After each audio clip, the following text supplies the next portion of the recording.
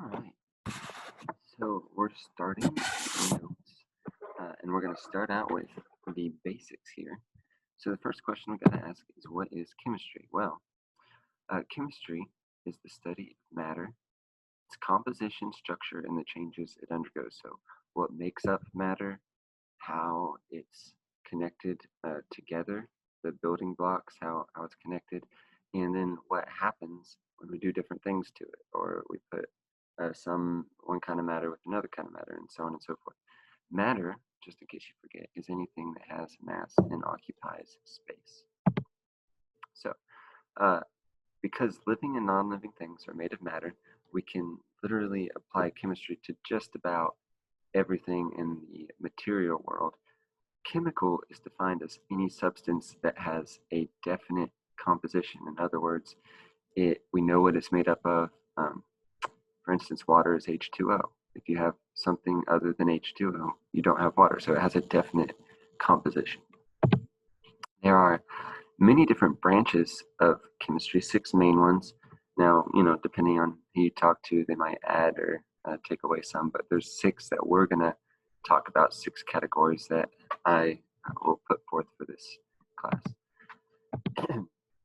All six are listed here, but I just want to talk about them each individually. So organic is the first one. Organic is the branch of chemistry that everyone complains about when they take it in college because it's a very hard class. But that is because it encompasses so much. It's the study of most carbon-containing compounds. So we're talking petroleum, pharmaceuticals, polymers. A lot of what you use on a daily basis deals with organic. And so it's a massive amount of material. That's why the class is so difficult when you get to college. There's a lot to learn about in organic chemistry. Inorganic chemistry is generally studying things that don't contain carbon. So we're talking about a lot of metals. And so we'll, I'll talk to you more about what we mean by metals. But metals are fun. I enjoyed inorganic chemistry when I took it in college because metals make complexes a lot of times, and they have really cool colors. So I liked seeing the colors, and it was different from other areas of study. Physical chemistry is studying properties and changes of matter in relation to energy. So it's sort of like the physics of chemistry. We're talking about state changes, all sorts of stuff that has to do with energy. Analytical chemistry is identifying the composition of matter. So forensics is a really great example. You want to discover what it is that you have there. That would be analytical chemistry. Biochemistry, basically you're looking at the chemistry going on in biology. So when you take a biology class, you learn how all these proteins work, cell works, all that sort of stuff. Biochemistry is honestly similar, but you zoom in even further. Now you're looking at the chemicals of it all, and it's very interesting. If you plan to go into the medical field, you're going to have to take biochemistry for sure.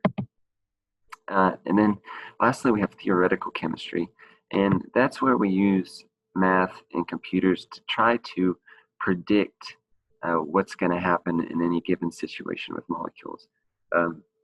Right now, we pretty much just have to run the experiments.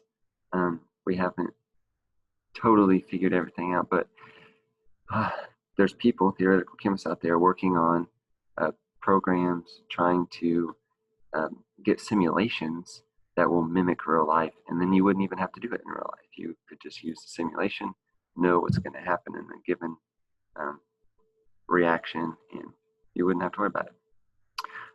Up at the Big Bang Theory there, they are theoretical physicists mainly, but theoretical chemistry and theoretical physics, once you get so deep, there's a lot of overlap. Now, it's not the same thing, but there is a lot of overlap. So if you ever do watch The Big Bang Theory, there are a lot of chemistry references and chemistry things in the background that you want to pay attention to.